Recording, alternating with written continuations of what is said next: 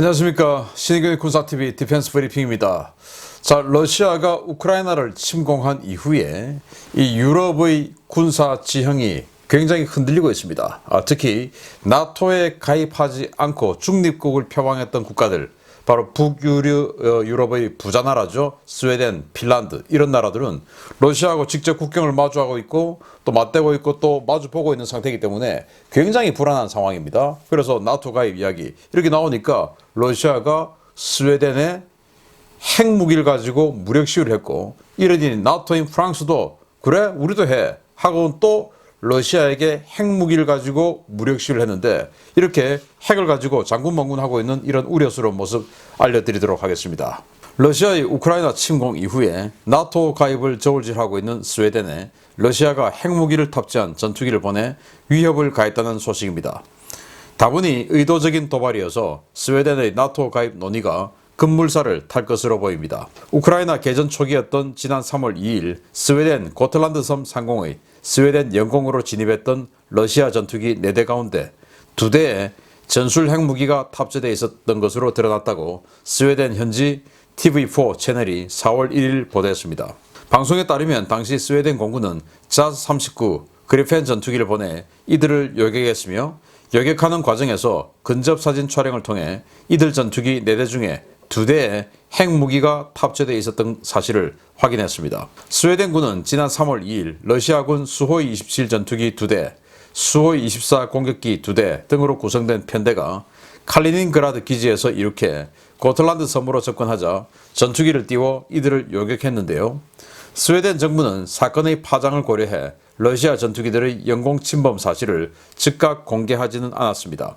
스웨덴 당국은 한 달여 만에 해당 사건의 전모를 공개하며, 당시 사건은 러시아 기체들의 항법 오류로 발생했을 가능성도 배제할 수 없지만 분명한 것은 영공 침범 자체는 의도적이었다는 것이다 라며, 전쟁 중인 국가의 이런 행위는 매우 심각한 위험으로 이어질 수 있다 라고 비판했습니다.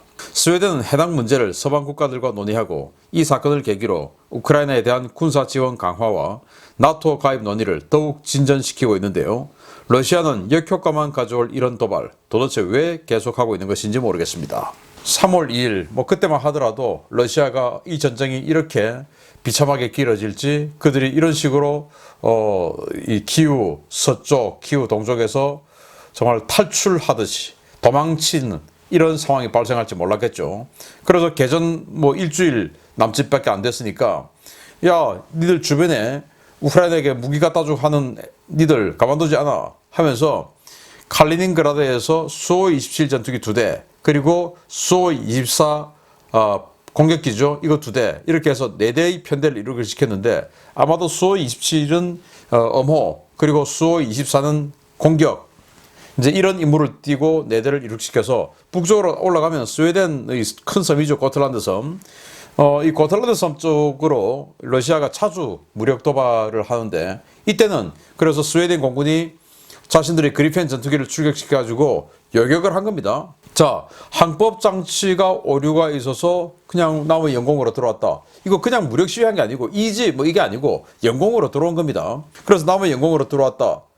그러면은 이 스웨덴의 전투기들이 야 니들 지금 우리 영공으로 들어왔어, 빨리 기수 돌려 라고 요격을 하면 상황 판단해보고 여기 내가 잘못 들어왔구나 하고는 나가야 되는데, 그러지 않고 그대로 그냥 진행을 한 겁니다. 그래서 스웨덴 전투기들이 사진을 찍었는데, 이런 식으로 수호이 27 전투기, 그리고 좀 멀리 있는 수호이 24 전투기 2대, 그래서 이런 사진을 찍으면서 이제 나중에 결국 내가 보냈는데, 그때는 가만히 있다가 왜 사건의 파장이 워낙 크니까, 그런데 이제 4월 1일 한 달 지나서 보도를 한 겁니다. 사실 그때 사진 찍은 거 확대해 보니까 핵무기가 있었다. 근데 그 확대 사진은 공개하지 않았어요. 그래서 어떤 핵미사일이 탑재됐는지는 지금으로서는 알 수는 없으나 핵무기가 탑재되어 있었다, 이걸 나토와 공유했다라는 거예요. 자, 그러면은 이 스칸디나비아 3국, 그리고 스칸디나비아 3국을 마주보는 이 서유럽 중에서 덴마크, 벨기에, 네덜란드 이런 나라들 다 부자 나라들이죠. 그런데 이 독일과 붙어 있는 이 유럽 대륙에 있는 네덜란드, 벨기에, 덴마크 이런 나라들은 나토의 최전방으로서 활동해 왔었는데, 그 건너편에 있는 스칸디나비아 3국, 그들의 운명은 좀 달랐어요. 그 중에서 가장 서쪽에 있는 노르웨이. 이 노르웨이는 사실은 뭐 이 3국 중에서 가장 서쪽에 있지만 제일 끝에, 스칸디나비아 제일 끝에 조금, 러시아의 최고 북쪽과 요만큼 국경이 다 있어요. 뭐 그래서 그런지 몰라도 어쨌든 노르웨이는 나토에 가입을 했고, 그 중간에 있는 스웨덴, 그리고 러시아와 과거 소련과 아주 긴 국경을 마주하고 있는 핀란드는 나토에 가입하지 않고 중립을 표방했습니다. 그래서 당시 냉전 시대에 그 서유럽 국가들 중에서 이 스웨덴, 핀란드, 그리고 오스트리아, 또 스위스, 이런 나라들이 중립을 표방을 했었죠. 그런데 이제 이번 우크라이나 침공을 보니까, 야, 러시아하고 국경을 마주하고 있는데 이거 남의 일이 아니구나. 자, 그런데 러시아하고 국경을 마주하고 있는 상황에서 우크라이나가 지금 공격을 받았는데, 이게 나토가 아니고 자동 개입 조항이라는 조약이 없으니까 나토가 군사력을 투사해주지 않네? 야, 이거 큰일 났네? 그러면 이제 핀란드 입장에서는 우리가 공격을 받았을 때 나토가 지금처럼 그냥 우크라이나처럼 무기만 대주고 경제 제재만 해주고 그 대신 니들이 버텨, 이렇게 했을 때 과연 핀란드가 버틸 수 있을까? 또 그 옆에 있는 스웨덴은 과연 버틸 수 있을까? 못 버티겠다. 그러면 나토에 가입해야지. 이제 이거 당연히 생기는 거 아니겠습니까? 그래서 이 전쟁 극초기에, 또 그 직전에 핀란드가 F-35 도입을 선언했죠. 그래서 그때 제가 핀란드가 나토에 가입하려는 것 같다라는 말씀을 드렸지 않습니까? 이 전쟁 이전에. 왜? 미국은 이 F-35라고 하는 스텔스 전투기를 동맹국 외에는 팔아본 적이 없어요. 동맹국 중에서도 선별해서 팔았어요. 그래서 동맹 등급이 좀 떨어진다든지 좀 왔다 갔다 하든지 뭐 그 중에서도 인권 문제가 좀 있다든지 이런 동맹국에는 안 팔았어요. 그런데 핀란드는 동맹이 아닌데 팔았다. 그럼 핀란드가 곧 나토에 가입하겠구나 라는 분석을 해드렸었는데, 지금 여러분들 뭐 언론에서 보시다시피 핀란드 총리, 여성이죠. 젊은 여성. 나토 가입을 해야 된다. 내 임기 동안 이거 반드시 이뤄내야 된다 라고 지금 이야기하면서 옆에 있는 스웨덴하고도 지금 조율 중이다 라고 이야기했거든요. 그래서 스웨덴을 이런 식으로 핵을 가지고 위협하고 하는 것은 러시아 입장에서는 스웨덴에게 나토 가입해 라고 펌프질 하는 것과 똑같다. 러시아가 왜 이런 정말 황당한 짓거리들을 해나가는지 알 수가 없다라는 것입니다. 그런데 이때는 전쟁 초반이니까 아주 오만하게, 야, 우리가 그냥 뭐 하면 니들은 다 엎드려야지 라고 했지만, 지금 이제 한 달여 지난 이 상황에서 러시아를 겁을 내는 나라가 과연 얼마나 될까? 그래서 반드시 이 스웨덴과 핀란드는 나토에 가입할 것 같습니다. 참 러시아로서는 굉장히 공공하게 된 상황인데, 프랑스도 그러니까 우리도 핵미사일 있어 라고 라팔에다가 핵미사일을 달고 무력 시위를 했습니다. 보겠습니다. 러시아 핵무기를 장착한 전투기를 스웨덴에 보낸 사실이 알려진 직후에 프랑스도 전투기 탑재 전술 핵무기를 과시하고 나섰다는 소식입니다. 현존하는 러시아 방공 시스템으로는 요격이 사실상 불가능한 신형 전술 핵미사일 양산이 시작된 겁니다. 프랑스 공군이 라팔 전투기에 탑재해 운용하는 신형 전술 핵미사일 ASMPA의 두 번째 인증 시험 발사에 성공했으며, 이에 따라 해당 미사일의 본격적인 양산이 시작될 수 있게 됐다고 디펜스 포스트가 보도했습니다. 3월 하순 실시된 이번 인증 실험은 프랑스 남서부 카조 공군기지에서 실시됐는데요.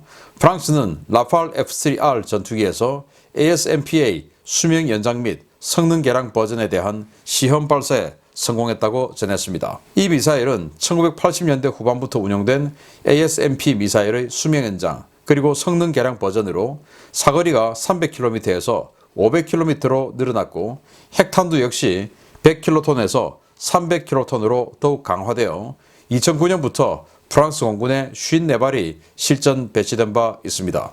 램젯 엔진을 이용하는 이 미사일은 마하 3의 속도로 비행이 가능한데요. 프랑스 공군의 이번 인증 발사는 기존의 ASMPA 미사일의 신뢰성을 강화하고 현재 개발 중인 차세대 핵미사일인 ASN-4G의 기술을 일부 응용한 것으로 알려졌는데요. 구체적인 성능 개량 내용은 공개되지 않았습니다. 프랑스의 이번 신형 핵미사일 시험 발사 공개는 우크라이나 사태 악화에 따른 모스크바의 핵무기 사용 위협을 의식한 것으로 보이는데요. 양 진영의 핵능력 과시가 이어지면서 유럽의 군사적 긴장감이 갈수록 고조되고 있습니다. 전쟁 초기에 말씀드렸던 것처럼 스웨덴 영공의 핵무기를 장착한 전투기를 집어넣었던 러시아. 그러면서 전쟁이 어려워지니까 핵무기를 마치 사용할 수 있을 것처럼 국가가 위기에 처하면 핵무기 사용할 수 있다. 이런 이야기를 이제 했죠. 그래서 프랑스가 우리도 핵무기 있어. 웃기지 마. 라고 하면서 이제 이 라팔 전투기에다가 이 핵미사일을 장착을 하고 이 시험 테스트를 했다 이거예요. 그런데 마3 사거리 500km.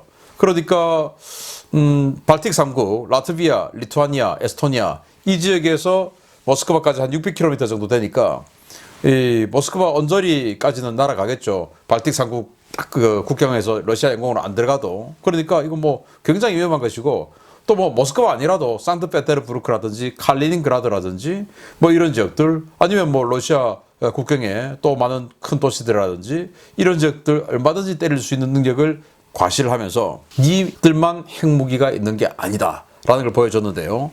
자, 라팔 전투기가 장착하고 있는 바로 이 ASMPA 미사일입니다. ASMP라는 300km 날아가는 미사일을 사거리를 더 느리고 그래서 A, 어드밴스드가 되겠죠. 자, 이렇게 해서 사거리 느리고 속도 또 정밀도 더 향상시킨 또 위력도 100킬로톤에서 300킬로톤으로 느린 그리고 히로시마 원자폭탄의 20배의 위력이죠. 엄청난 파워입니다. 엄청난 위력인데 이걸 이제 한 발 장착하고 라팔 전투기로 무력 시위를 하는 모습을 보여주었는데 자, 이렇게 장군멍군 하다가 진짜로 때리는 일은 절대로 없기를 바라고요. 러시아가 이제는 완전히 공공의 적이 되어가는 것 같습니다. 자, 그래서 프랑스는 이걸 1980년대 즉 냉전 시대 후반에 개발했는데 벌써 뭐 한 40년 다 돼가죠. 그러니까 프랑스는 이 핵 미사일을 차세대로 지금 개발하고 있는데 그게 ASN-4G입니다. 이 ASN-4G 미사일은 극초음속 미사일이에요. 속도가 마 7에서 마 8 정도 그리고 또 사거리는 무려 1000km 그러니까 발틱 3국이라든지 폴란드 뭐 이 지역에서 모스크바 얼마든지 때릴 수 있는 이런 능력을 앞으로 가지게 되겠죠. 그러니까 러시아가 점점 더 고립되고 러시아를 때릴 수 있는 이런 다양한 핵무기, 다양한 전술무기, 다양한 뭐 재래식 무기가 계속 공급되고 있고 아까처럼 괜히 스웨덴 그런 식으로 자극해가지고 스웨덴이 그때부터 완전히 그냥 빡쳐가지고 이 우크라이나에 AT4 대전차 로켓 이거 엄청나게 갖다 줬거든요. 처음에 5,000발, 그 다음에 또 5,000발 해서 10,000발의 AT4 대전차 로켓을 갖다 주었고 그 이후에 뭐 방탄복, 이 방탄조끼, 뭐 군복 이런 거 다량으로 갖다 줘. 전투식량까지.